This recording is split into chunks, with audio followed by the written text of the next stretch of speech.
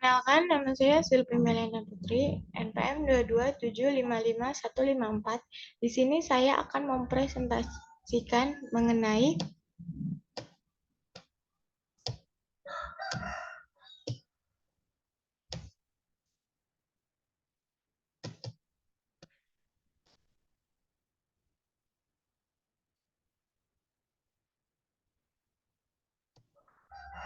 perkembangan standar akuntansi, berbagai standar akuntansi, dan penggunanya di Indonesia dan kerangka konseptual. Perkembangan standar akuntansi di Indonesia itu berawal pada tahun 1973, di mana dilakukannya pembentukan Panitia Perhimpunan Bahan-Bahan dan Struktur atau GAAP atau Generally Accepted Accounting Principles dan GIIS atau Generally Accepted Auditing Standard. Kemudian pada tahun 1974 dilakukannya pembentukan Komite Prinsip Akuntansi Indonesia atau Komite PAI yang dibentuk oleh Ikatan Akuntansi Indonesia dan melakukan kodifikasi prinsip akuntansi Indonesia atau PAI dengan mengacu pada UIS GIIP atau Generally Accepted Accounting Principle. Nah, selanjutnya pada tahun 1994 PAI berubah menjadi SAK atau Standar Akuntansi Keuangan dan kodifikasi mulai merujuk pada Standar Akuntansi Keuangan Internasional. Nah, kemudian pada tahun 2009 hasil dari G30 konvergensi SAK atau Standar Akuntansi harus berpindah ke IFRS atau International Financial Reporting Standard sebagai standar akuntansi keuangan global. Dan pada tahun 2012, proses konvergensi ke IFRS dilakukan sampai dengan 2010 dan IFRS sendiri efektif per Januari 2012. Nah, pada tahun 2013 sampai 2024, IFRS terus berkembang sehingga PSAK sering melakukan update terhadap standar-standar akuntansi yang dimana dilakukan pada tahun 2014 yang efektif pada 1 Januari 2015. Kemudian melakukan update lagi pada tahun 2018 dan efektif pada Januari 2020. Dan yang terakhir melakukan update pada tahun 2020 PSAK 74 kontrak asuransi. Selanjutnya, berbagai SAK dan penggunaannya di Indonesia. PSAK yang digunakan di Indonesia sendiri ada 5. Yang pertama ada PSAK berbasis IFRS, yang kedua ada Standar Akuntansi Keuangan Entitas Privat atau biasa disebut SAEP. Ini adalah standar akuntansi terbaru. Yang ketiga ada Standar Akuntansi Entitas Mikro Kecil Menengah atau SAK EMKM. Yang keempat ada Standar Akuntansi Keuangan Syariah, dan yang terakhir ada Standar Akuntansi Pemerintah.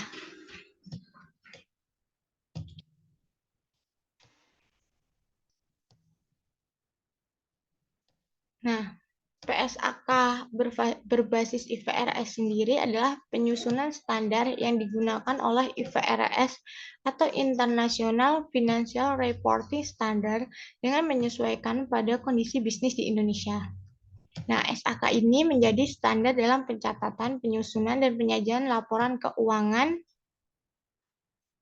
yang digunakan oleh perusahaan-perusahaan yang tergolong ke dalam perusahaan publik yang terdaftar di Bursa Efek Indonesia. Contohnya sendiri ada PT Pertamina Geothermal Energi, terus ada Indofood Tbk.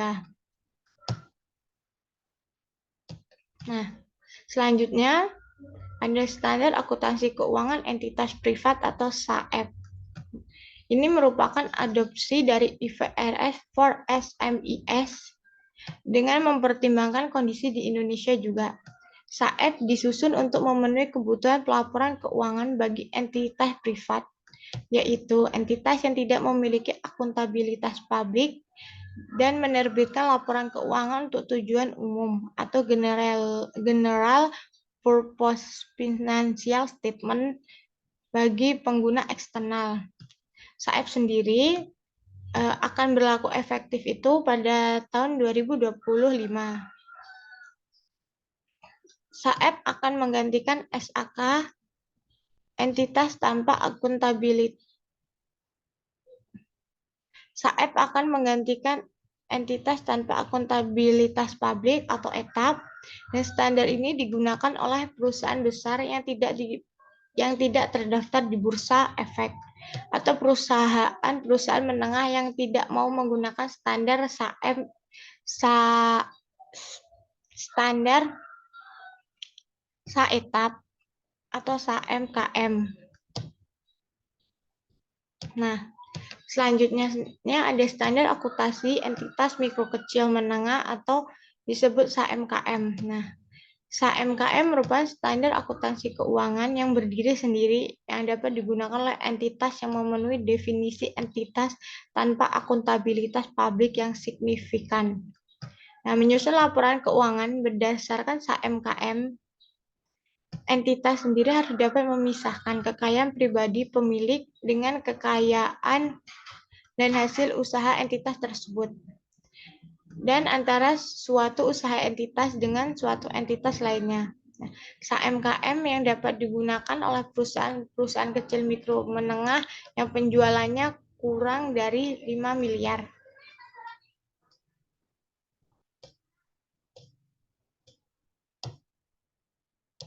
Selanjutnya ada standar akuntansi keuangan syariah.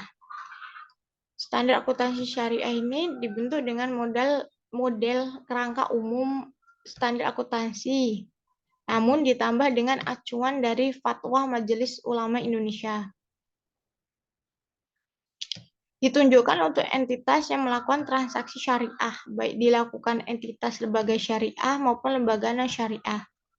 Nah, contohnya perusahaan yang menggunakan standar akuntansi keuangan syariah sendiri, dia ada Penggadaian Syariah, ada Bank Syariah, dan ada Badan Zakat.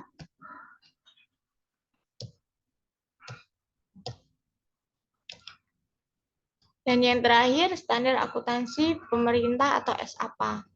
Prinsip-prinsip akuntansi yang diterapkan dalam menyusun dan menyajikan laporan keuangan pemerintah yang terdiri atas laporan keuangan pemerintah pusat atau LKPP dan laporan keuangan pemerintah daerah atau LKPD.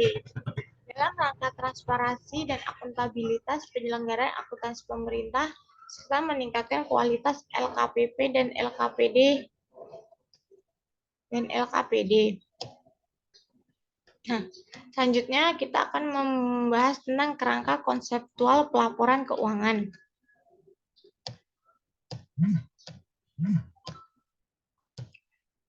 Nah, kerangka konseptual pelaporan keuangan sendiri dia memiliki beberapa tingkat. Nah, tingkat pertama itu ada tujuan. Nah, ini maksudnya memberikan informasi keuangan tentang pelaporan entitas yang berguna untuk investor sekarang dan potensial pemberi pinjaman kreditor lainnya dalam membuat keputusan dengan kepastian mereka sebagai penyedia modal. Nah, ini diberikan dengan menyusun laporan keuangan untuk tujuan umum. Selanjutnya, tingkat yang kedua itu ada karakteristik informasi yang berguna. Nah, konsep dasarnya itu terbagi menjadi dua. Ada karakteristik kualitatif fundamental yang terdiri atas relevansi dan represensi, yaitu informasi akuntansi yang berguna untuk pengambilan keputusan yang komponennya terdiri atas nilai prediktif, nilai konfirmasi bebas dari kesalahan, dan netral. Nah, yang kedua itu ada karakteristik kualitatif peningkatan. Nah, dia itu terdiri dari keterbandingan, keterfikasikan, keterpatwaktuan, dan keterpahaman.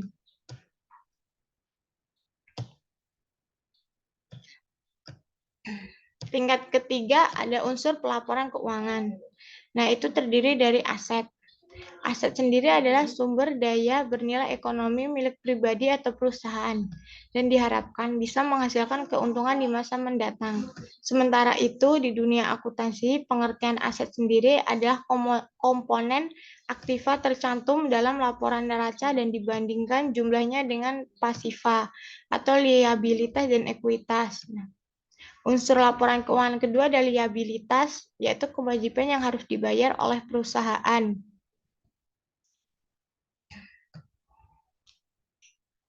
Serta kewajiban yang perlu dibayarkan agar perusahaan tetap berjalan dan dapat berkembang. Komponennya terdiri atas dua jenis, ada liabilitas jangka panjang dan liabilitas jangka pendek. Selanjutnya ada ekuitas. Nah, ekuitas itu merupakan klaim pemilik atas nilai aset perusahaan dalam akuntansi. Jumlah aset harus seimbang atau balance dengan liabilitas dan ekuitas yang dimiliki.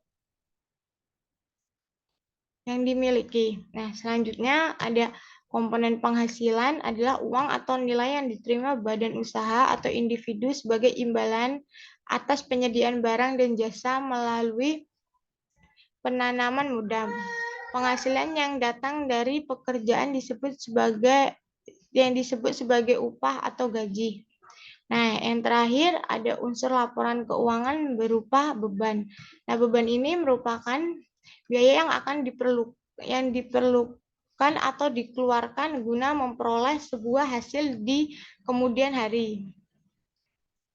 Nah, beban ini nantinya akan mengurangi sebuah pendapatan yang nantinya akan mendatangkan keuntungan bersih sebelum membayar pajak. Sesuatu yang diklasifikasikan pada beban biasanya digunakan untuk sumber pencapaian yang nantinya akan mempengaruhi hasil.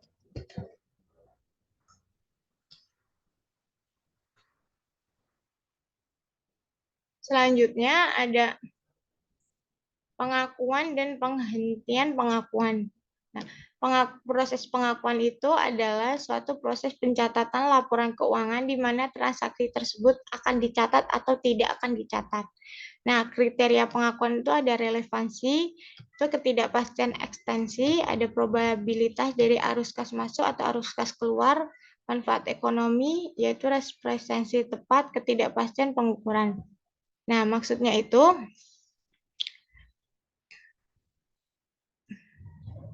suatu transaksi akan dicatat itu memiliki dua syarat. Nah, yang pertama adalah manfaat ekonomi akibat transaksi tersebut akan masuk ke perusahaan atau manfaat ekonomi akan keluar dari perusahaan.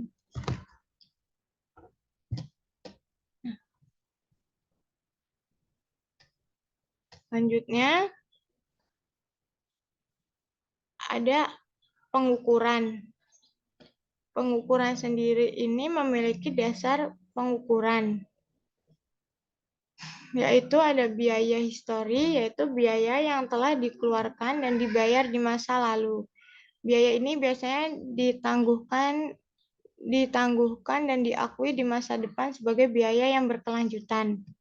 Selanjutnya ada nilai kini yang terdiri atas nilai wajar, yaitu biaya yang telah dikeluarkan dan dibayar di masa lalu. Biaya ini biasanya ditangguhkan dan diakui di masa depan sebagai biaya yang berkelanjutan. Dan ada nilai pakai. Nilai pakai sendiri adalah nilai dari biaya yang terjadi untuk memperoleh atau membuat aset, yang terdiri dari imbalan yang dibayarkan untuk memperoleh atau membuat aset ditambah biaya transaksi. Lanjut. Nah, informasi yang disediakan oleh dasar pengukuran khusus itu ada biaya histori, ada nilai kini. Nilai kini sendiri meliputi nilai wajar, nilai pakai, dan nilai penentuan biaya kini. Nah, faktor yang dipertimbangkan saat memilih dasar pengukuran sendiri itu ada faktor relevan, yaitu karakteristik aset atau liabilitas, kontribusi arus kas masa depan. Nah, yang kedua itu ada representasi yang tepat. Yang ketiga ada karakteristik kualitatif peningkat dan kendala biaya histori dan nilai kini. ada faktor khusus untuk pengukuran awal, terus yang terakhir lebih dari satu dasar pengukuran.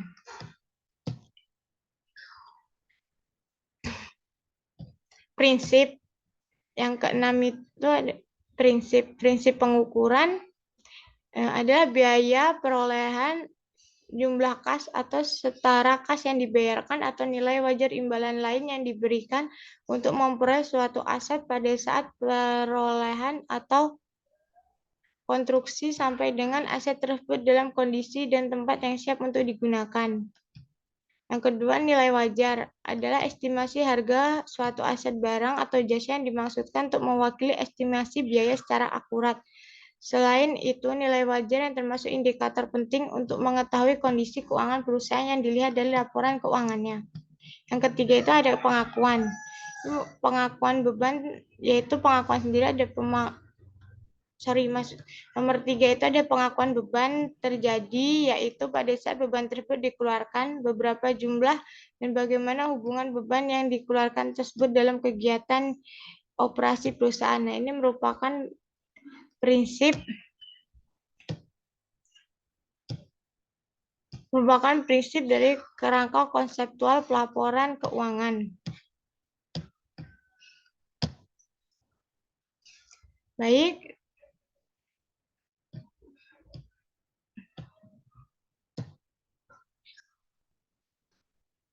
Baik, sekian presentasi dari saya akhiri. Wassalamualaikum warahmatullahi wabarakatuh.